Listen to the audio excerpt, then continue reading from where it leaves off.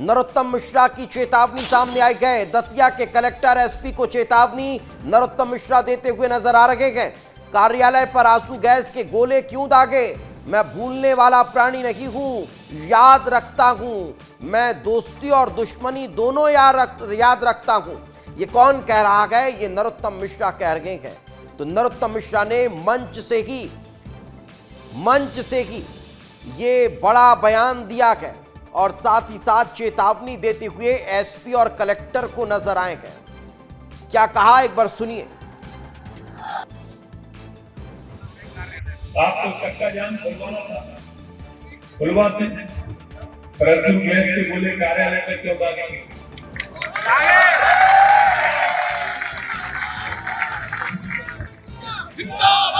क्या कार्यालय की जमीन रखने की बात नहीं? एसपी साहब, मैं भूलने वाला प्राणी नहीं, मैं याद रखता हूं। मैं दोस्ती और दुश्मनी दो पे आ गया।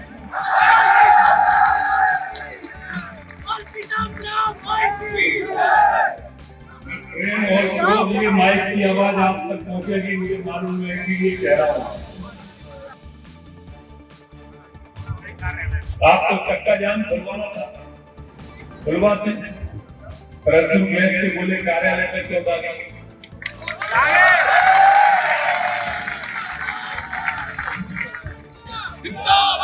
क्या कार्यालय की जमीन रखने की बात नहीं? एसपी साहब, मैं भूलने वाला प्राणी नहीं, मैं याद रखता हूं। मैं दोस्ती और दुश्मनी दो पे आ गया।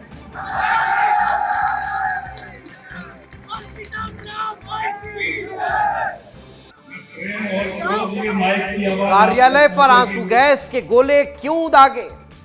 मैं भूलने वाला प्राणी नहीं हूं, याद रखता हूं। इस वक्त हमारे दो सहयोगी हमारे साथ जुड़ चुके हैं। ब्यूरो चीफ अंचल शुक्ला हमारे साथ मौजूद हैं और साथ ही साथ हमारे सहयोगी अनिल हमारे साथ जुड़ चुके हैं। अनिल, क्या चर्चा चल रही थी जो अचानक का नरोत्तम मिश्रा ये कहते नजर आए कि दोस्ती और दुश्मनी दोनों याद रखता हूं?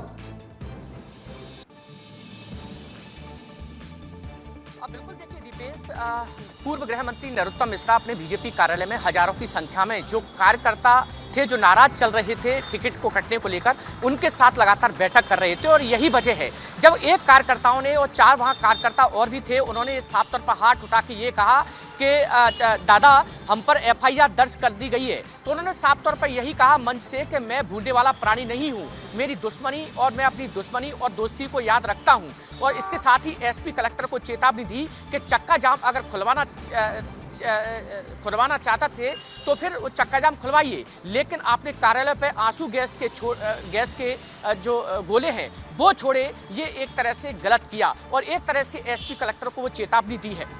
बिल्कुल एसपी कलेक्टर को चेतावनी देते हुए नजर आए हैं। अंचल जी हमारे साथ मौजूद गए।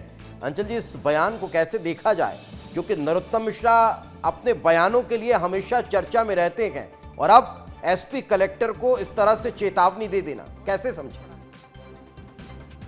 ये पुराने तेवर में नजर आए एक बार फिर से नरोत्तम मिश्रा। और जैसा कि उन्होंने आज चुनाव प्रचार का पहला दिन था, उपचुनाव के लिए आज वो पहला दिन दतिया में गए अपने कार्यकर्ताओं के बीच, और भाषण देते हुए उन्होंने कहा कि मैं भूलने वाला इंसान नहीं हूं, मैं याद रखता हूं मेरे कार्यकर्ताओं के साथ जो कुछ भी हुआ। एसपी कलेक्टर, मैं भूलने वाला नहीं हूं। तो मतलब कुल मिला के मैं ना भूला हूं और ना भूलूंगा। 3 तारीख तक हमें पार्टी के हिसाब से चलना है, काम करना है, अपने प्रत्याशी को जिताना है। लगातार वो आह्वान कर रहे हैं, क्योंकि देखिए जिस तरीके से जब उनका टिकट कटा, जिस तरीके से भारतीय जनता पार्टी और उनके समर्थक सड़कों पर आए, घंटों जाम लगा रहा, 25-30 किलोमीटर तक लंबा जाम रहा, भारतीय जनता पार्टी कार्यालय में कार्यकर्ताओं ने कब्जा कर लिया। तो इस तरीके से तमाम जो ये पूरा घटनाक्रम हुआ, और अगले दिन सुबह फिर पुलिस और प्रशासन ने सख्ती दिखाई, आंसू गैस के गोले छोड़े, लाठीचार्ज भी कुछ किया गया, और इसके बाद वो जाम हटवाया गया, कार्यकर्ताओं को शांत किया गया। और उसके बाद जब पर्चा दाखिल करने के लिए नरोत्तम मिश्रा दतिया पहुंचे थे तो वो भावुक भी हुए थे, और उन्होंने कहा था घर घर जाऊंगा, घर घर जाऊंगा,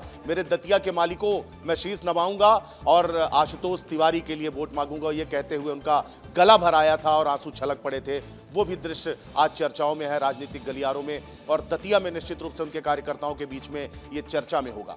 आज वो सबसे पहले नवग्रह मंदिर पहुंचे, वहां पर पूजा अर्चना की और इसके बाद प्रचार प्रसार के लिए निकले, और जब निकले तो पहली ही सभा में उन्होंने अपने कार्यकर्ताओं का हौसला अफजाई करने के लिए ये कहा कि मैं भूलूंगा नहीं, जो मेरे कार्यकर्ताओं के साथ हुआ है मैं उसे भूलने वाला नहीं हूं।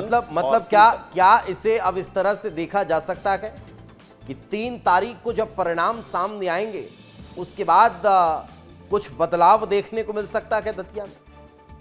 नहीं दीपेश, ये चेतावनी किसके लिए थी, क्योंकि भारतीय जनता पार्टी की ही सरकार है दतिया में, मध्य प्रदेश में, और ऐसे में ये चेतावनी क्या एसपी कलेक्टर बस के लिए थी? क्या ये एसपी कलेक्टर को बताना चाह रहे थे कि एसपी कलेक्टर ने गलत किया?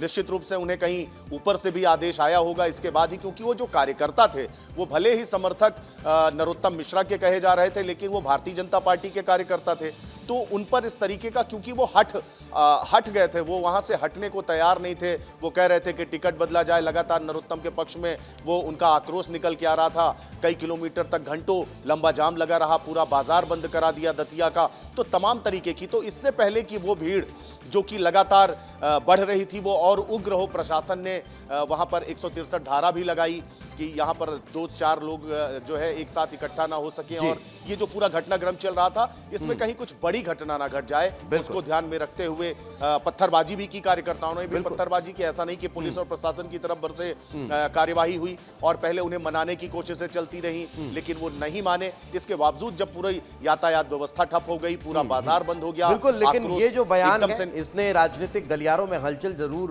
बढ़ा दी है, और अब देखने वाली बात होगी कि अब कांग्रेस की तरफ से किस तरह का रिएक्शन अब इस तरह की प्रतिक्रिया पर निकलकर सामने आता है। फिलहाल बहुत बहुत शुक्रिया आप दोनों का हमारे साथ चर्चा में जुड़ने के लिए।